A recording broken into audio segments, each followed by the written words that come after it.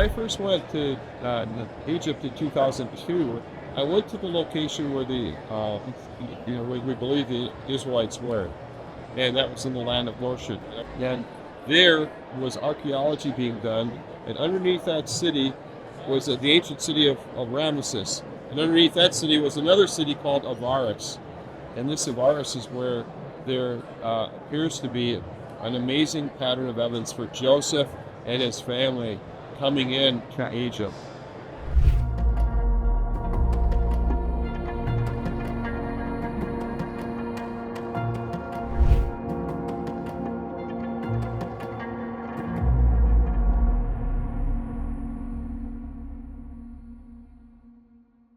Thank you for joining us. Great to have you.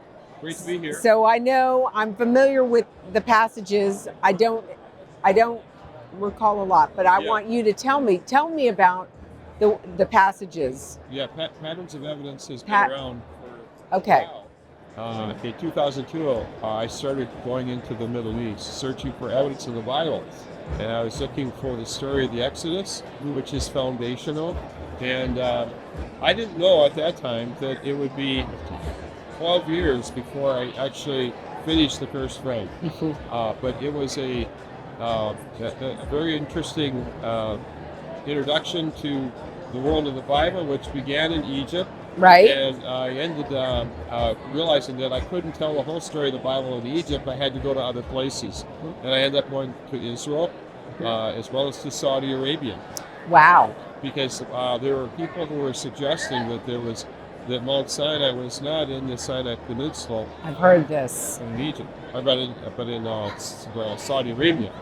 And so when I first went to Egypt in 2002, I went to the location where where we believe the Israelites were, and that was in the land of Goshen. And I went Correct. to a place called Tel Dada, and there was archaeology being done, and underneath that city was the ancient city of Ramesses, and underneath that city was another city called Avaris, and this Avaris is where there appears to be an amazing pattern of evidence for Joseph and his family coming in to Egypt.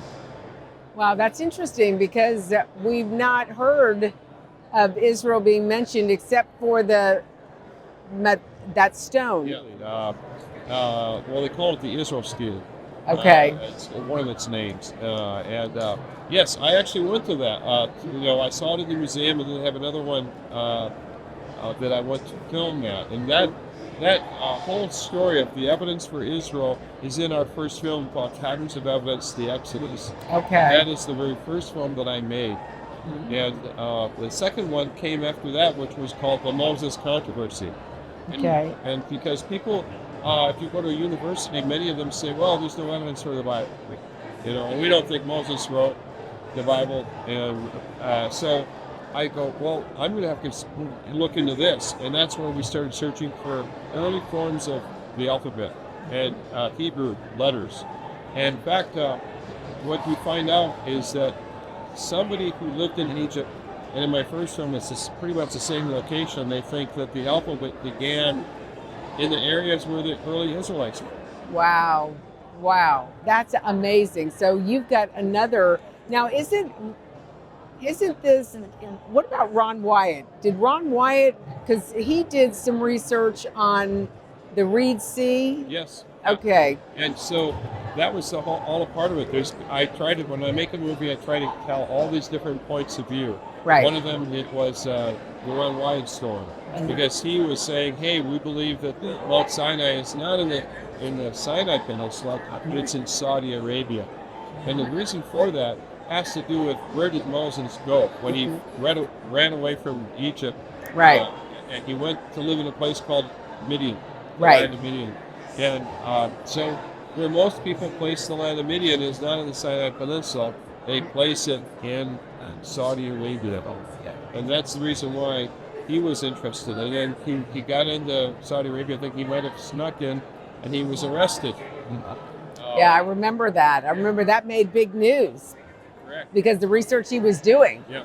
And so what ended up happening was, in 2003, I was able to, with a small group of people, Jim and Penny Caldwell, they were a couple who lived in Saudi Arabia, and they were from America, and they were working in the oil industry.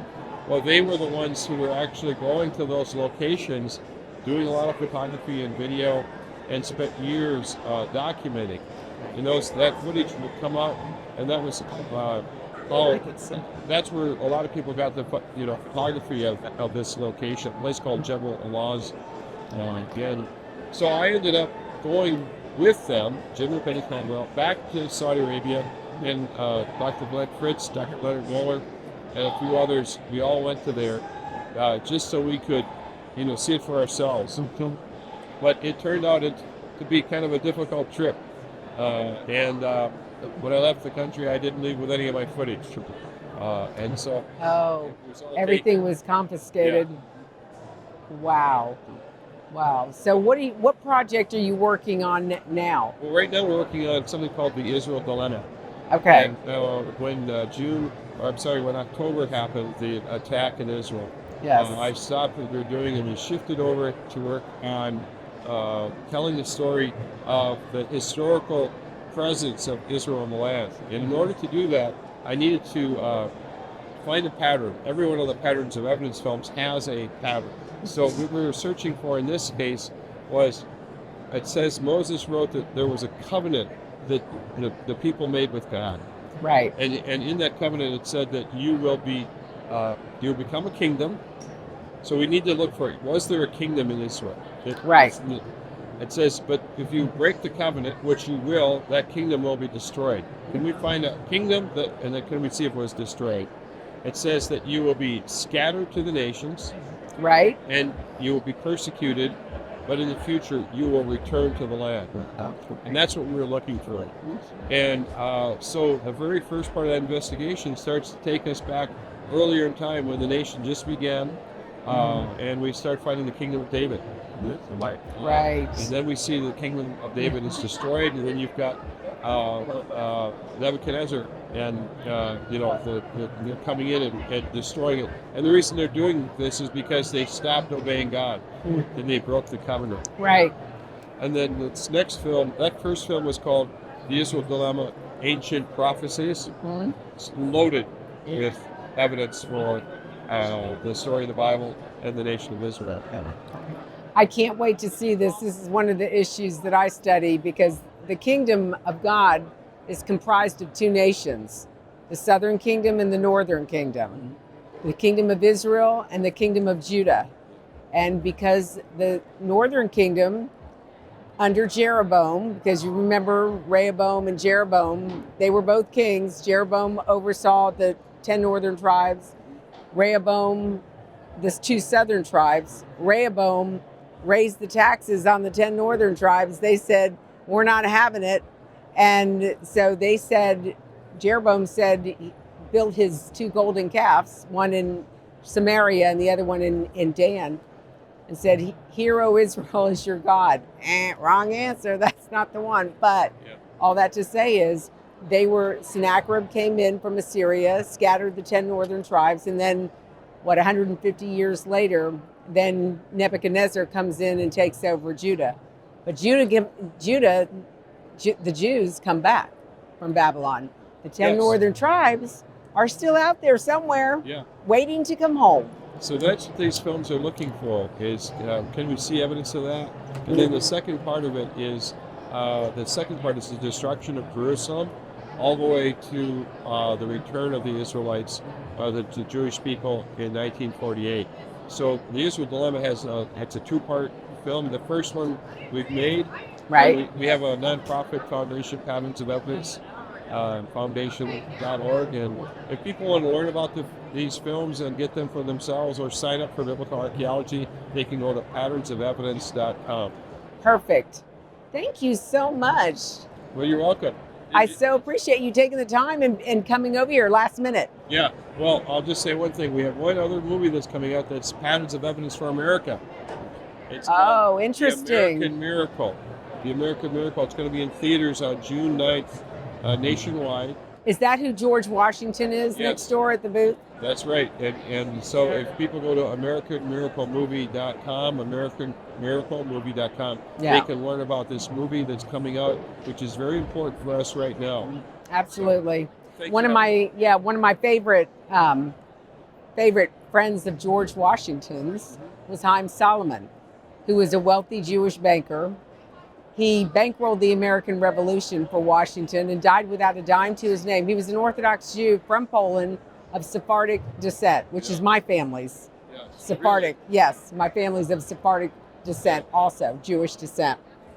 So, studying about Haim Solomon and George Washington's concern about anti-Semitism, how he told the Jews in Newport, Rhode Island, after they won the American Revolution, he told the Jews that your days of wandering are over, because they wrote to him and said, how are we going to fare? Because we don't do very well after revolutions in countries. Yes. That's why they're called the Wandering Jew. And Washington went to meet with them personally and told them, your days of wandering are over, that you'll be able to sit under your own vine and fig tree and you'll know peace. And I thought, wow, why didn't we learn about that in high school? Well, there's a lot we didn't know about. That's why this is the untold story.